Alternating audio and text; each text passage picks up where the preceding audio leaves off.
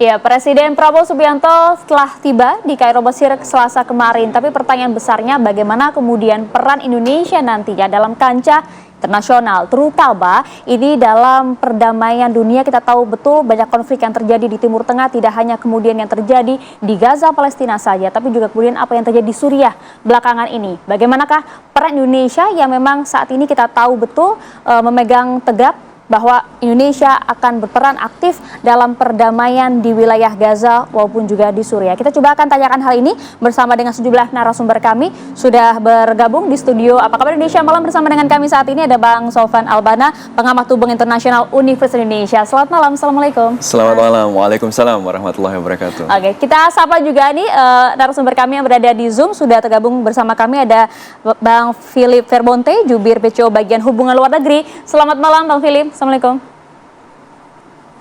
Waalaikumsalam, selamat malam. Terima kasih telah bergabung bersama kami, selamat malam. Dan juga telah bergabung bersama kami ada pengamat Timur Tengah, ada Pak Nasir Tabara. Assalamualaikum, selamat malam Pak Nasir. Selamat malam. Oke, baik, saya ingin ke Bang Philip terlebih dahulu. Bang, kalau melihat agenda utama sebenarnya dari kedatangan lawatan lah Prabowo Subianto di Mesir ini apa? Ya, tadi seperti sudah disampaikan, Bapak Presiden datang ke Mesir untuk KTT D8. D8 atau Developing Age ini adalah organisasi kerjasama pembangunan antara 8 negara berkembang. Di antaranya ya Indonesia, ada Iran, ada Mesir, ada Turki, Bangladesh, Pakistan, dan juga beberapa negara lain seperti Nigeria. Nah, tujuannya tentu saja adalah meningkatkan kerjasama ekonomi sebagaimana tujuan dari organisasi ini dibentuk. Kenapa D8 ini penting? Kalau kita lihat, ke-8 negara ini adalah negara yang menurut prediksi beberapa lembaga internasional seperti PricewaterhouseCoopers, nanti pada tahun 2050 mereka akan menjadi negara-negara dengan ekonomi terbesar di dunia. Dan saat ini pun di tahun 2023 ke-8 negara ini adalah negara-negara dengan GDP yang paling besar di antara negara-negara OKI misalnya, sehingga secara ekonomi ada signifikansi yang luar biasa dari negara-negara D8 ini. Dan agendanya pada umumnya adalah mengenai kerjasama ekonomi, antara lain sedang akan dibahas misalnya pembentukan kerjasama perdagangan yang lebih intensif, atau mereka mendiskusikan bagaimana Comprehensive Economic Partnership Agreement akan dibentuk sehingga lebih memudahkan alur perdagangan antara ke-8 negara anggota ini. Walaupun memang direncanakan dalam KTT ini mungkin akan ada sesi terkait dengan penyampaian statement individual masing-masing negara terkait dengan beberapa persoalan konflik sebagaimana tadi disebutkan, dan terutama yang sudah cukup lama berlangsung terkait dengan situasi yang sampai hari ini belum membaik di Gaza dan Palestina, di mana ke-8 negara ini posisinya relatif sama, termasuk Indonesia, bahwa Indonesia mau mengkedepankan dengan segera solusi misalnya two-state solution untuk Palestina, dan kemudian juga yang paling utama adalah menghentikan kekerasan dan memperluas operasi humanitarian. Kalau ke-8 negara ini secara bersama-sama menyampaikan posisinya, tentu dia akan menambah daya dorong bagi masyarakat internasional untuk berusaha dengan lebih keras lagi menyelesaikan persoalan di Gaza. Tetapi pertemuan ini utamanya adalah untuk kerjasama ekonomi, mengingat ke-8 negara ini adalah negara yang pertumbuhan ekonominya boleh dibilang paling baik di antara negara-negara berpenduduk mayoritas Muslim yang menjadi anggota OKI.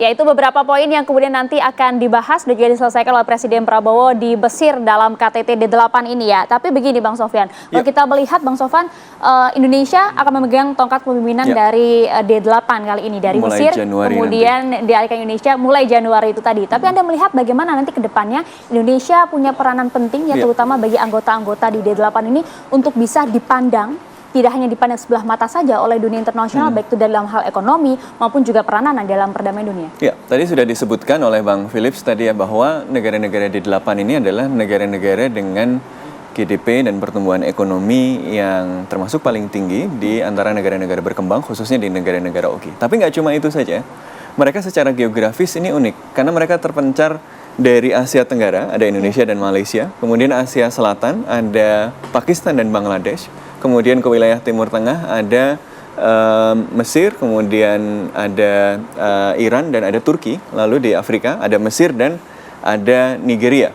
Jadi ini menghubungkan satu ruang geografis yang sangat luas dan mereka adalah kekuatan-kekuatan regional yang signifikan. Yang lain yang kemudian menjadi ini, kenapa ini menjadi penting? Karena kita sedang berada di dalam dunia yang diancam dengan fragmentasi ekonomi global. Trump mau naik juga nih Januari nanti, ya, dan Trump sudah mengumumkan ketika kampanye dia akan menaikkan tarif. Jadi dia punya serangkaian rencana tarif yang kalau semuanya berlangsung, semuanya berhasil terlaksana, ini akan menaikkan rata-rata tingkat tarifnya Amerika Serikat itu di level seperti masa depresi besar dengan itu yang smooth membuat holiday beberapa tarif. negara besar agak ketar-ketir ya. Exactly. Jadi karena itu perlu ada sikap yang jelas dan posisi yang lebih jelas dari negara-negara yang lain untuk memastikan bahwa dampak-dampak ekonomi yang timbul dari persaingan di antara negara-negara besar ini, decoupling, de-risking antara Amerika Serikat dan China, ini tidak mengganggu perekonomian dan pertumbuhan negara-negara lain. Jadi ini membuat pertemuan ini kemudian menjadi penting. Apakah Indonesia bisa melakukan itu? Saya kira Indonesia punya potensi yang luar biasa besar. Indonesia adalah selain di G8, Indonesia juga anggota G20, Indonesia juga merupakan salah satu negara dengan perekonomian terbesar di dunia, dan tidak hanya perekonomian terbesar di dunia, Indonesia adalah negara yang kemudian memiliki bobot geopolitik dan geoekonomi yang besar karena dia terletak di wilayah yang strategis yang menjadi tempat persaingan antara negara-negara besar tadi. Jadi saya kira Indonesia punya modalitasnya, Indonesia punya kesempatannya. Kondisinya juga sedang butuh. Jadi Indonesia, the world needs Indonesia, dan seharusnya memang Indonesia kemudian memainkan peran ini tidak hanya dalam kacamata sempit untuk meningkatkan keuntungan ekonomi, karena betul bahwa D8 itu tadi ada tujuannya adalah meningkatkan kerjasama ekonomi, tapi kerjasama ekonomi tadi menjadi lebih penting karena geoekonomi dunia tadi sedang mulai terfragmentasi, tapi juga tidak hanya soal geoekonomi.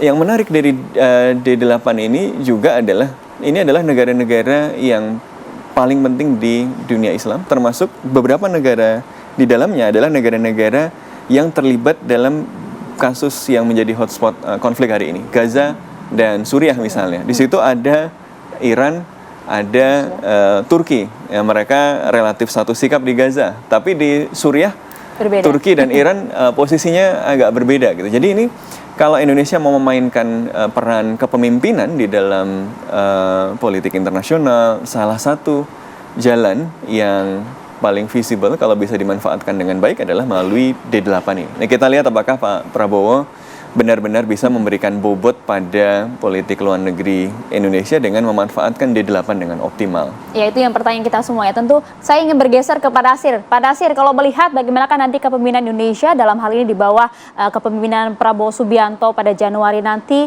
di D8, akankah kemudian peran Indonesia di D8 ini akan membawa kabar baik begitu ya, angin segar bagi konflik yang saat ini sedang terjadi di wilayah Timur Tengah, Pak Nasir?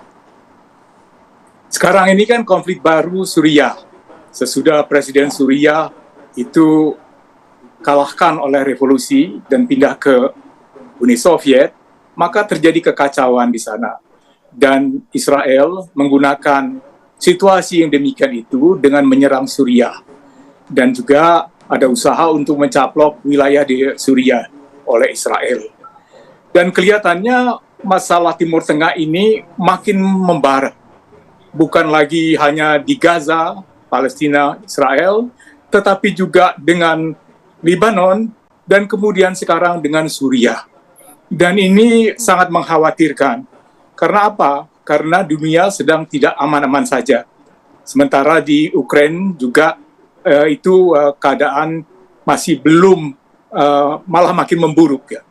Jadi melihat hal itu, kepemimpinan Indonesia di bawah presiden kita yang berlatar belakang militer, itu akan memberikan suatu rasa aman bagi negara-negara di Timur Tengah. Bahwa ada sebuah jembatan, karena presiden kita bisa melakukan sebuah diplomasi berdasarkan pengalamannya dia di dalam menjaga perdamaian. Seorang militer, presiden yang berbackground militer, itu tahu betul lah bagaimana peperangan-peperangan itu terjadi dan tahu juga kapan peperangan-peperangan itu harus diakhiri. Jadi saya sangat menyambut baik kedatangan Presiden Prabowo ke Mesir karena yang terakhir presiden kita ke sana itu 2013, sudah terlalu lama, sudah lebih dari 10 tahun kan. Dan bagi Mesir, Indonesia itu adalah sahabat karena Mesir salah satu negara yang pertama yang mengakui kemerdekaan Indonesia, dan itu suatu bantuan moral yang sangat kuat. Oke, Pak Nasir, menarik kalau kita lihat nampaknya background militer dari seorang Prabowo Subianto ini menjadi nilai plus begitu ya, daya tawar yang lumayan menarik di wilayah Timur Tengah. Tapi pertanyaannya, kita kan tahu betul ya bahwa konflik yang terjadi di Gaza Palestina ini sudah cukup lama, bahkan berbagai negara kuat adidaya pun juga sudah turun tangan, bahkan PBB pun juga sudah memberikan perintahnya, namun juga diabaikan oleh Israel begitu ya. Tapi bagaimana kemudian nanti daya tawar yang bisa ditawarkan oleh seorang Prabowo Subianto dalam hal ini tidak hanya kemudian menggerakkan ekonomi untuk dapat membantu perdamaian dunia, kan dijawab oleh Bang Philip ya. Usai jeda sesaat lagi di Apa Kabar Indonesia Malam.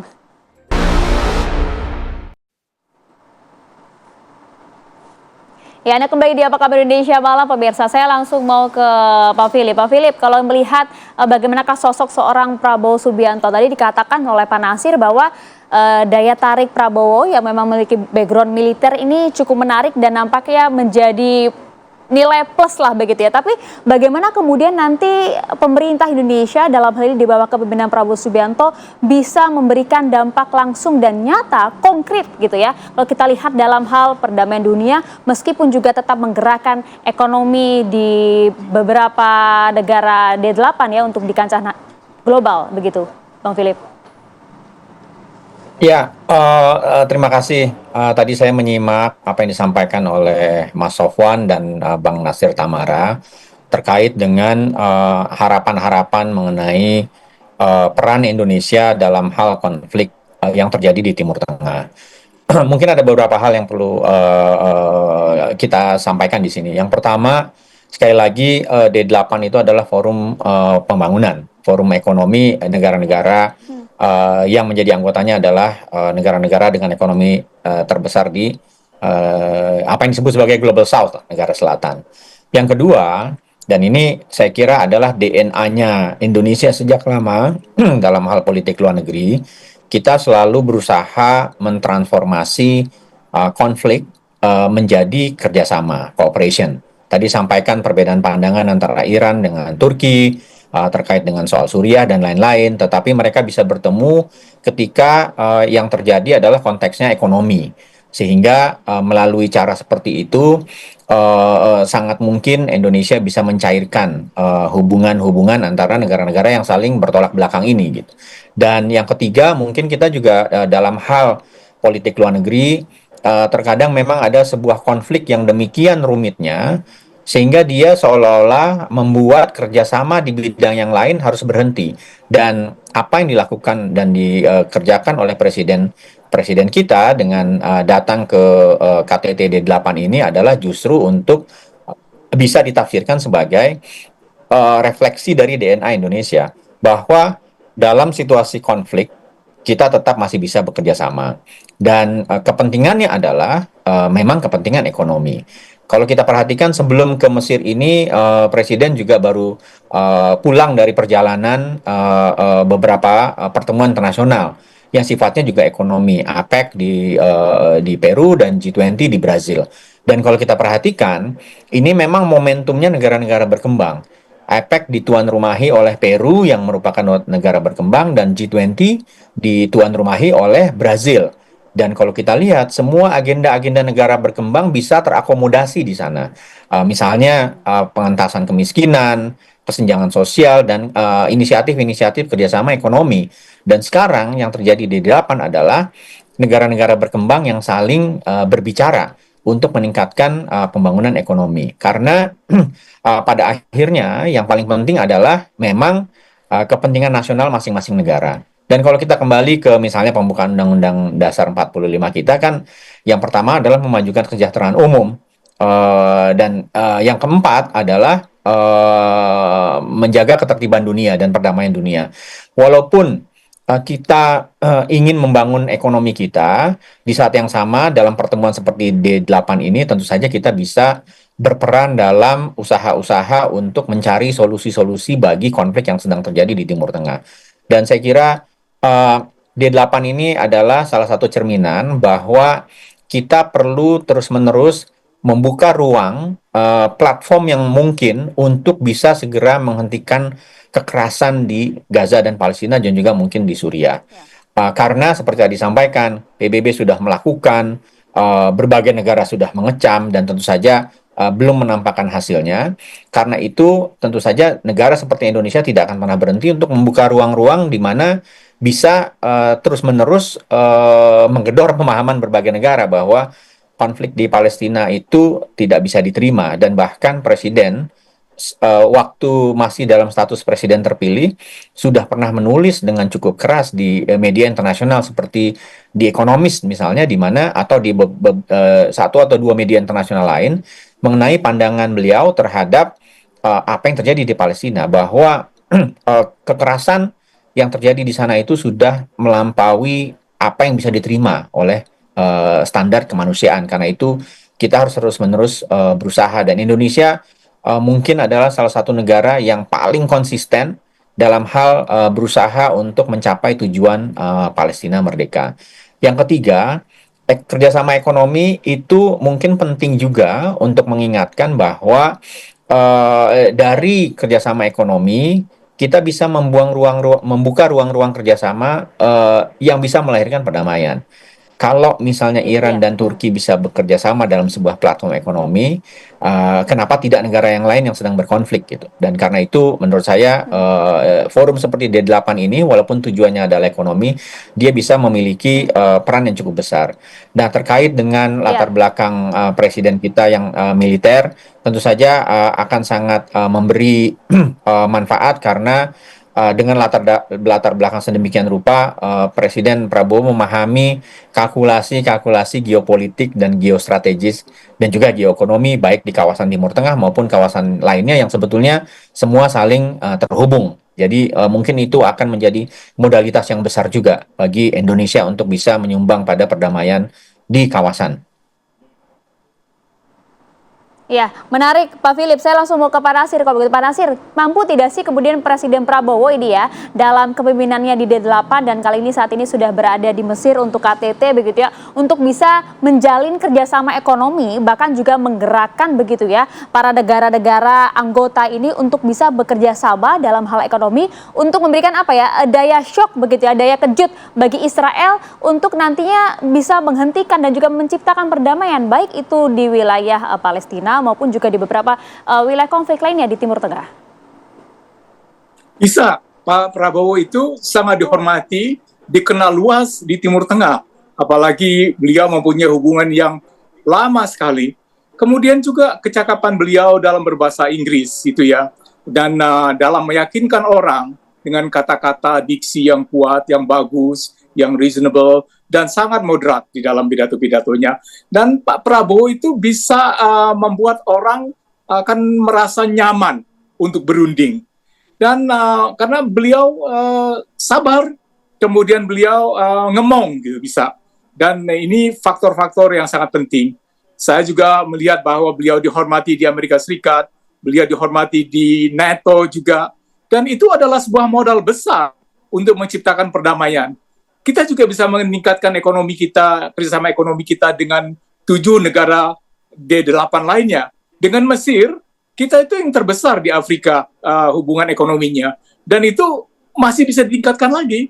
Dan menurut saya, kalau ekonomi, kerjasama ekonomi dan bisnis ya, dan industri juga, di dalam berbagai bidang, saya bisa melihat dalam bidang tentunya ekspor barang-barang dari Indonesia, tapi juga di dalam membangun kerjasama industri alutsista, karena ini sesuatu yang saya rasa diperlukan, karena Turki sudah menjadi suatu negara yang paling Iran juga paling handal di dalam membangun industri militer yang dengan caranya sendiri, dan kita bisa belajar banyak dan bekerja sama untuk itu. Selain itu, perdamaian itu hanya bisa tercapai kalau ada yang mendamaikan, dan negara yang mendamaikan itu mempunyai sebuah kredibilitas. Indonesia memiliki itu. Kenapa? Indonesia bersama Mesir adalah pendiri di gerakan non-blok. Dan gerakan non-blok itu adalah tidak memihak kepada sebuah pihak. Indonesia telah membuktikan pada masa sekarang terjadi persaingan antara Tiongkok dengan Amerika Serikat, dengan Rusia. Indonesia berada di tengah-tengah. Indonesia menunjukkan jati dirinya sebagai sebuah negara yang betul-betul independen. Dan ini kalau kita mau menjadi jembatan, kita dilihat tidak berpihak. Dan hanya negara yang tidak berpihak bisa diandalkan untuk menjadi juru damai. Pak Nasir. Pada akhirnya, ya, halo? Ya, Indonesia kan nampaknya cukup konsisten ya kalau kita berbicara mengenai Timur Tengah dan bagaimana peran Indonesia dalam hal perdamaian tersebut.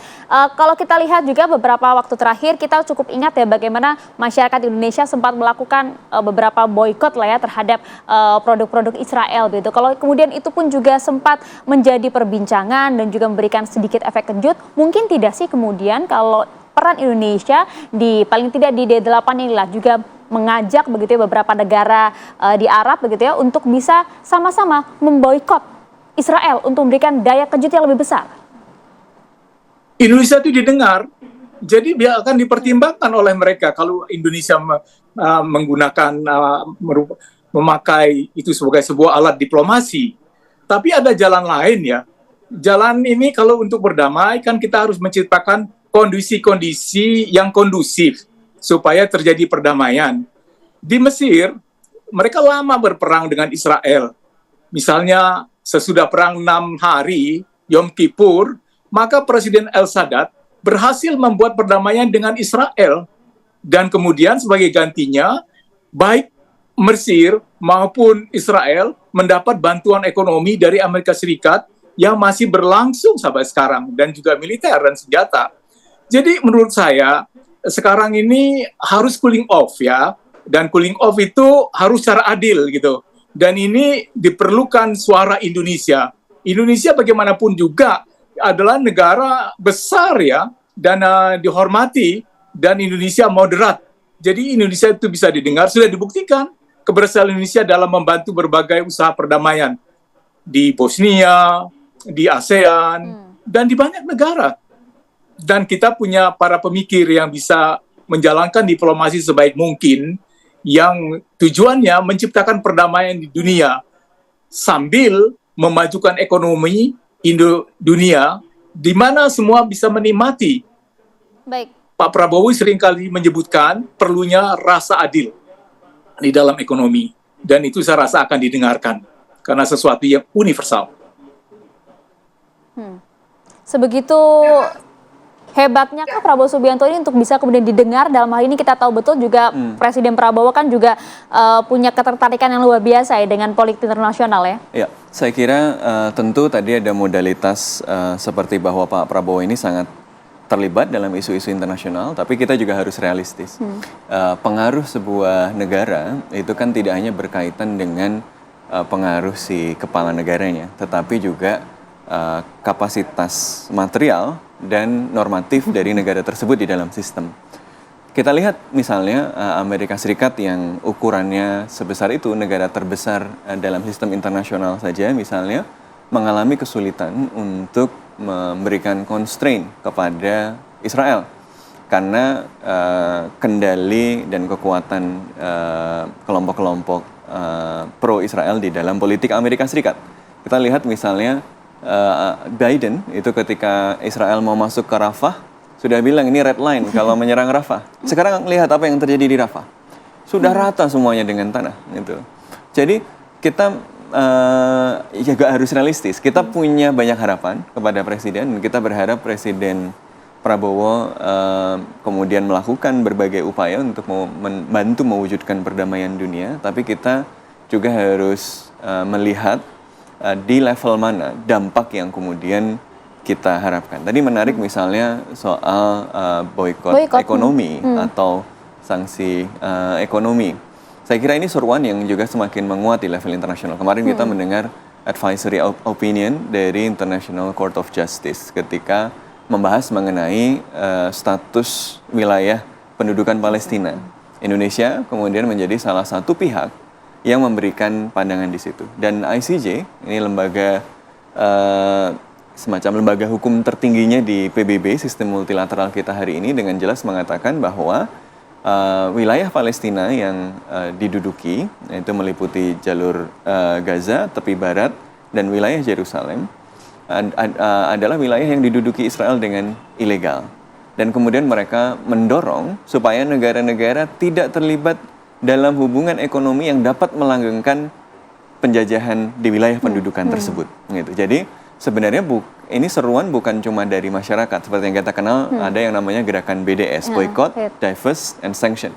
Ini adalah gerakan internasional berasal dari Palestina yang kemudian membangun jaring internasional, kuat malah banyak di negara-negara barat, termasuk di Indonesia belakangan ini masuk. Tapi ini base-nya adalah consumer. Itu dia. Tapi kalau di level negara ada yang bisa lebih kuat sebenarnya dilakukan, yaitu boycott dan sanksi tadi, seperti yang disarankan oleh ICJ. Jadi negara-negara berhenti melakukan aktivitas atau keterlibatan ekonomi yang berkontribusi langsung, berkontribusi langsung kepada proses penjajahan. Jadi tapi kalau kita lihat kan begini Mas Sofwan ya, ini nampaknya beberapa kali seruan-seruan ekstrim pun juga sudah dilakukan, tapi ya berakhir hanya sebagai seruan saja begitu. Ya. Nah, tapi memang begitulah politik internasional itu kan soal daya dorong dan daya tarik. Karena menarik sebenarnya boykot ini. Mana yang lebih kuat itu kan masing-masing itu kan menghabiskan modal politik, modal sosial, dan modal ekonominya untuk mempertahankan posisi. Misalnya Israel itu sekarang posisinya kuat sekali karena dia didukung sepenuhnya oleh negara adidaya terkuat dalam sistem internasional. Tetapi ini bukan sesuatu yang juga sustainable di dalam sebuah sistem yang tengah berubah seperti ini, ya kan? Amerika Serikat ini bukan lagi Amerika Serikat tahun 90-an yang merupakan the sole superpower. Unilateral momentnya sudah habis. Ini ada kebangkitan dari Cina, ada rise of middle powers seperti Indonesia, Turki, ya, dan negara-negara yang lain, sehingga perimbangan kekuatannya juga berubah. Tentu sekarang kita masih melihat dukungan Amerika Serikat yang tanpa syarat ini masih kuat sekali, tetapi justru ketika kemudian masyarakat internasional bisa konsisten dengan hukum internasional. Ini kan bukan cuma soal sikap Indonesia yang pro Palestina, ini kan soal kemanusiaan. Ini soal komitmen kepada hukum internasional yang ICJ sudah jelas di Advisory Council-nya. ICC sudah jelas, ada Yoav Gallant dan Netanyahu yang sudah dapat arrest warrant. Kemudian kita juga menyaksikan dengan jelas apa yang terjadi di Gaza. Jadi standar normal, misalnya berharap kekerasan sedang terjadi secara ekstrim, dan kita berharap dengan mengatakan berhenti dong mukulin, itu sudah sering dilakukan. Harus ada memang kemudian tekanan-tekanan yang lebih besar lagi ya? Lebih keras. Soal apakah berhasil atau tidak, tentu tidak ada yang menjamin berbagai langkah itu berhasil. Tapi saya kira seperti yang dilakukan oleh Irlandia, beberapa negara Eropa yang lain kemudian melakukan tekanan yang lebih keras. Justru kita kemudian memang harus memberikan menaikkan lagi tekanan. Kalau belum berhasil ya naikkan lagi tekanannya, Tapi yang menarik begini Mas Sofwan, kalau kemudian Indonesia ya di keketuaan D8 kali ini mengajak beberapa negara anggota untuk sama-sama melakukan boikot tadi untuk tidak melanggengkan penjajahan dari Israel di beberapa negara di Timur Tengah. Tapi bagaimana kemudian nanti korelasi hubungan internasional Indonesia dengan negara-negara besar di Barat? Apakah kemudian tentunya berpengaruh dong ya? Bagaimana kemudian keputusan Indonesia di D8 untuk kemudian melakukan boikot tersebut dan juga hubungan internasional dengan beberapa negara-negara di Barat itu tadi? Saya kira yang pertama memang harus, tadi seperti saya sampaikan, harus realistis. D8 ini cukup diverse juga posisinya. Betul. Turki dan Mesir misalnya. Turki walaupun kritis terhadap Israel dan mengecam Israel berkali-kali, juga memiliki hubungan dagang ya dengan Israel yang cukup besar. Tentu ideal misalnya kalau Turki mau, tapi rasanya kepentingannya agak susah trade off-nya. Kemudian Mesir ini adalah pemerintahan yang kemudian mendapatkan bantuan luar negeri terbesar kedua setelah Israel. Jadi Amerika Serikat itu bantuan luar negerinya terbesar adalah Israel, kemudian Mesir. Tapi kenapa kemudian dikasih ke Mesir? Biar nggak ngeributin Israel, kira-kira gitu. Jadi memang saling berkaitan. ya ini kemudian menjadi saling berkaitan. Jadi kayaknya kalau kemudian Mesir jadi agak terlalu galak, juga akan berdampak pada kekuatan atau kondisi stabilitas ekonominya. Kondisi ekonominya itu buruk, ya. Kondisi ekonominya itu relatif, ya dunia sekarang lagi mengalami kondisi ekonomi yang nggak stabil. Mesir sendiri juga pasca kudeta kan kemudian kondisi ekonomi juga tidak optimal, dia disustain oleh sokongan dari Amerika Serikat dan dari negara-negara teluk. Menarik gitu ya Mas Sofwan, karena beberapa negara ini kan juga tentunya sedang menghadapi tekanan yang cukup berat juga di internal masing-masing. Mereka tentu memikirkan juga bagaimana nasib negara mereka masing-masing kemudian dalam bertindak secara global gitu ya. Nah ini yang menarik nanti Bang Philip, bagaimanakah kemudian daya tawar seorang Prabowo Subianto mampu menggerakkan hal ini. Tapi nanti ya usai jeda sesaat lagi di Apa Kabar Indonesia Malam. Ya, tadi kami hadirkan ya beberapa informasi terbaru mengenai kondisi terkini di wilayah Timur Tengah, pemirsa, dan juga beberapa narasumber kami, Bang Sofwan, Pak Nasir, dan juga Pak Philip. Tapi bagaimana kemudian kalau kita melihat kondisi yang memang masih belum begitu baik-baik saja di wilayah Timur Tengah, Indonesia mampu kemudian menghadirkan sedikit kabar gembira, titik cerah bagi mereka yang berada di Timur Tengah, Pak Philip. Iya, saya kira ini bukan soal apakah Indonesia mampu atau tidak mampu, tetapi apakah Indonesia melakukan hal yang seharusnya dilakukan. Dan yang sudah dilakukan oleh Presiden Prabowo konsisten dengan apa yang sudah dilakukan oleh presiden-presiden Indonesia sebelumnya. Presiden Soekarno sejak tahun 50-an sudah demikian tegas posisinya bahwa Indonesia akan terus-menerus mendukung Palestina hingga Palestina mendapatkan kemerdekaannya. Dan usaha-usaha keras presiden-presiden sesudah Presiden Soekarno tentu saja akan dilanjutkan oleh Presiden Prabowo. Karena itu menurut saya yang paling penting adalah apakah Indonesia bisa konsisten terus-menerus memperjuangkan apa yang menjadi hak dari Palestina. Dan saya kira berbagai upaya yang dilakukan baik melalui forum PBB dan juga mungkin melalui forum D8 saat ini, dan juga ada banyak saya rasa pertemuan-pertemuan bilateral yang dilakukan oleh Presiden Prabowo selalu berusaha menempatkan isu Palestina ini sebagai isu yang betul-betul harus mendapatkan perhatian dari dunia internasional, dan Indonesia akan mengusahakan dengan sekeras-kerasnya dan sebaik-baiknya. Nah, yang kedua, kalau lihat barusan footage gambar-gambar yang disampaikan, bahwa perang itu pada akhirnya akan merugikan semua pihak. Apa yang dilakukan misalnya di Suriah, kemudian terjadi kelangkaan, makanan dan lain-lain, mungkin juga pada waktunya akan membawa, dan mungkin sekarang sudah berdampak juga secara domestik di Israel misalnya. Karena hari ini mungkin yang jarang juga disampaikan oleh banyak orang adalah orang-orang yang mungkin menginginkan perdamaian juga di Israel, yang bisa lelah, yang sudah lelah juga dengan perang, karena mereka juga banyak yang keluar dari negaranya sendiri karena tidak bersetuju dengan apa yang dilakukan oleh Netanyahu yang sangat ultra konservatif ketika melihat isu Palestina ini. Dan saya kira sebagai tadi disampaikan oleh Bang Nasir Tamara, Presiden dengan latar belakang militer tentu sangat terinternalisasi dalam diri Presiden Prabowo hal-hal terkait perang yang pada ujungnya juga bisa membahayakan kepentingan nasional Indonesia.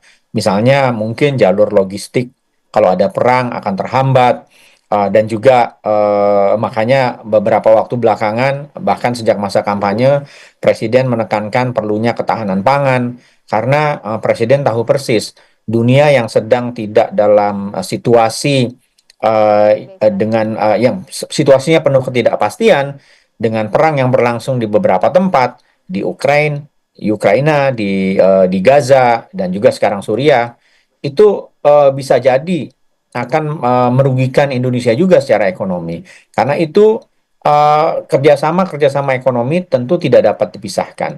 Misalnya kalau ambil contoh yang paling simpel, Mesir itu adalah misalnya nih kalau Presiden kan juga akan melakukan pertemuan bilateral dengan pemimpin Mesir. Mungkin di situ ada soal kerjasama pertahanan, tetapi juga kalau kita lihat datanya, misalnya Mesir adalah pengekspor fosfat yang salah satu eksportir fosfat yang paling besar di dunia. Fosfat itu bahan baku pembuatan pupuk dan dalam konteks itu mungkin menjadi sangat masuk akal apabila kepergian Presiden mengunjungi Mesir itu sekali merengkuh dayung 2-3 pulau terlampaui.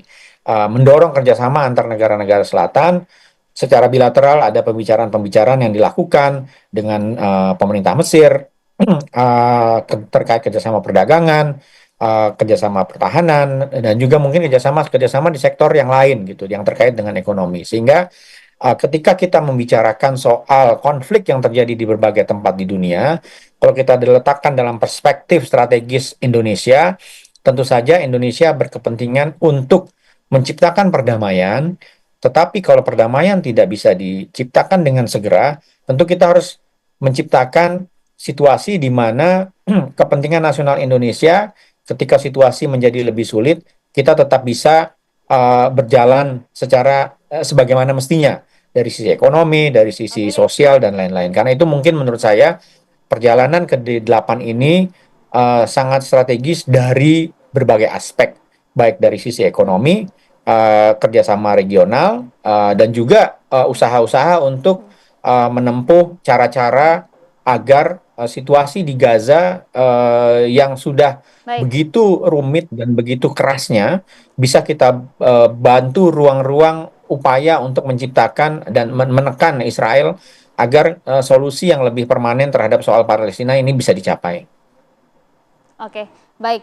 Pak Nasir, terakhir Pak Nasir, apa yang kemudian bisa dilakukan oleh pemerintah kita Indonesia dalam hal ini Prabowo Subianto yang kemudian untuk bisa memberikan dampak langsung konkret, untuk bisa memberikan paling tidak apa ya, daya kejut yang luar biasa bagi Israel untuk dapat menghentikan berbagai peperangan yang terjadi di wilayah Timur Tengah?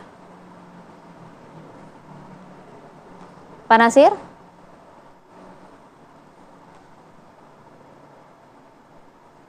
Masih bergabung bersama kami? Oh, nampaknya kami mengalami gangguan komunikasi dengan Pak Nasir Tamara. Nanti kita akan bergabung kembali dengan Pak Nasir. Saya mau ke Mas Sofwan terlebih dahulu. Jadi paling tidak saat ini yang bisa dilakukan begitu ya oleh seorang Prabowo Subianto, apa yang kemudian bisa memberikan dampak nyata lah paling tidak? Ya, saya kira tadi saya suka sekali dengan kutipannya dari Mas Philips tadi ya.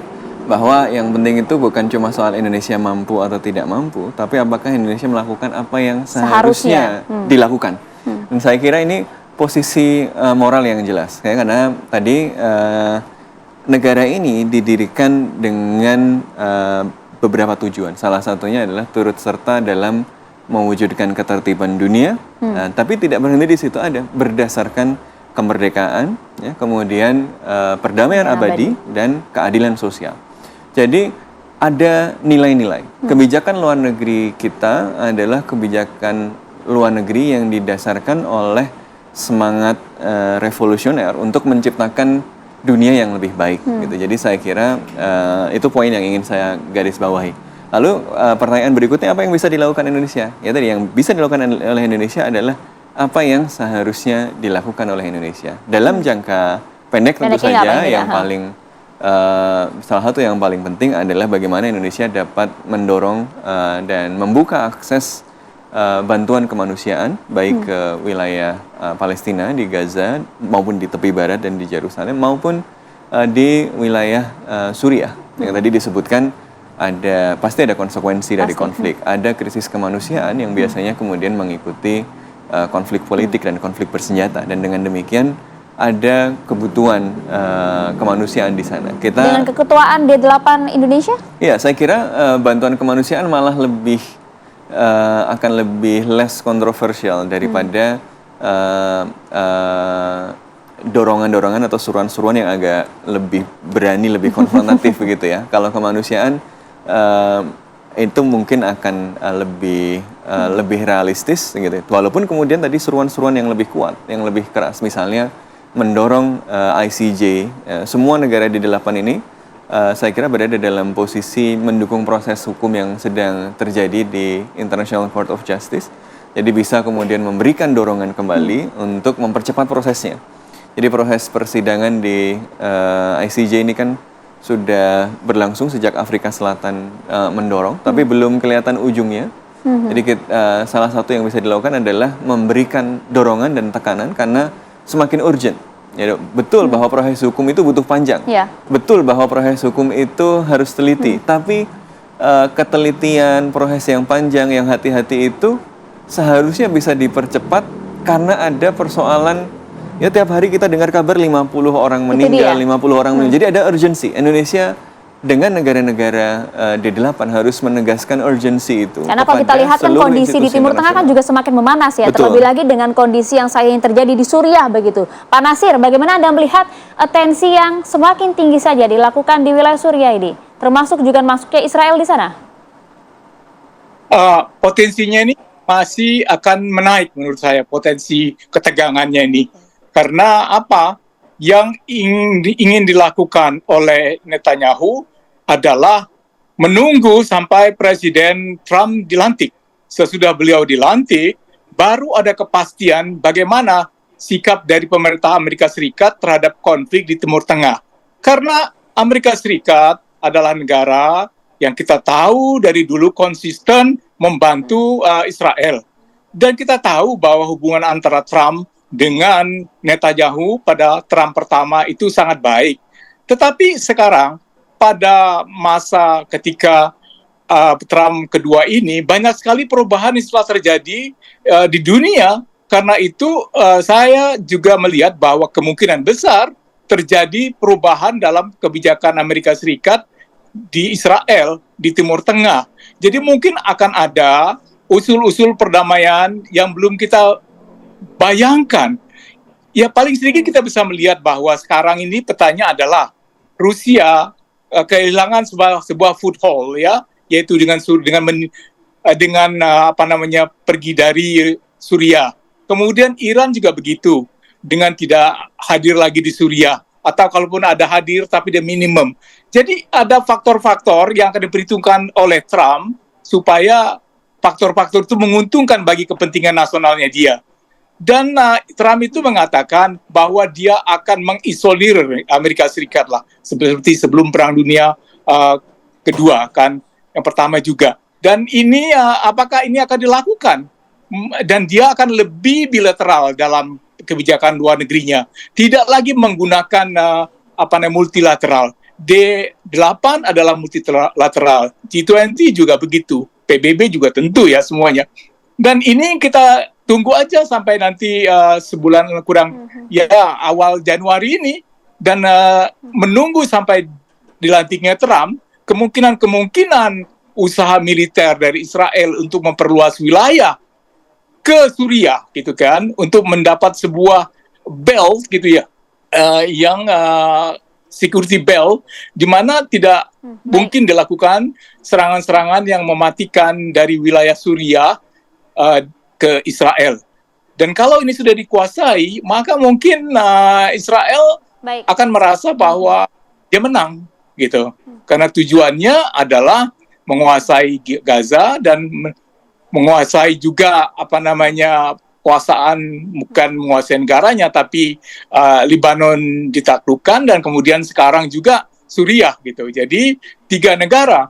Dengan siapa dia mempunyai 2 negara, dengan siapa dia pernah berperang lama, Lebanon dan Suriah, dan juga dengan Palestina, itu akan berkurang.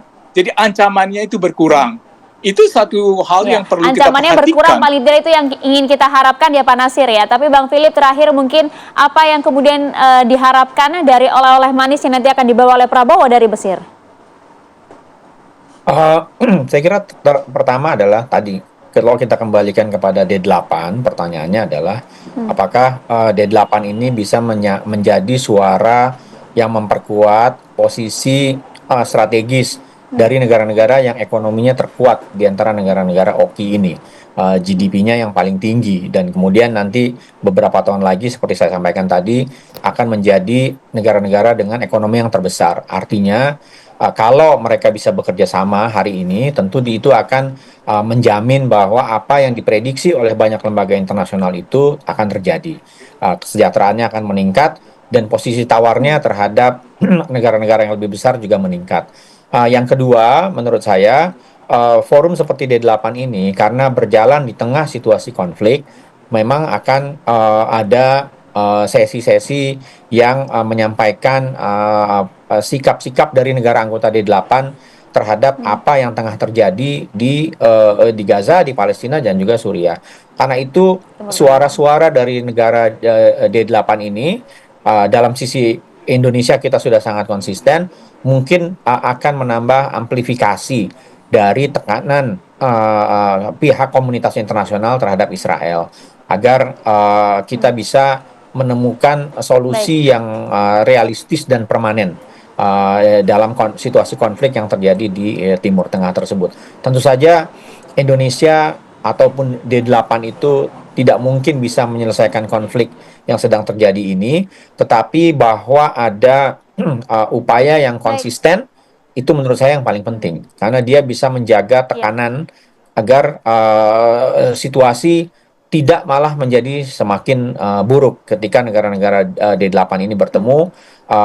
Mereka bisa menyampaikannya, tentu saja akan diliput oleh dunia internasional apa yang menjadi pernyataan sikap, dan juga dalam konteks D8, bukan dalam konteks Indonesia sebagai negara yang berdiri sendiri, solidaritas dan juga kesepahaman terhadap tujuan dari cita-cita kemerdekaan Palestina. Ya, harapannya konsistensi itu dia ya, Indonesia untuk bisa kemudian meningkatkan daya tawar negara-negara di D8 untuk bisa kemudian meningkatkan ekonominya secara global hingga menciptakan perdamaian dunia. Terima kasih banyak Pak Philip, Pak Nasir Tamara, dan juga terima kasih Mas Sofwan atas waktunya di Apa Kabar Indonesia malam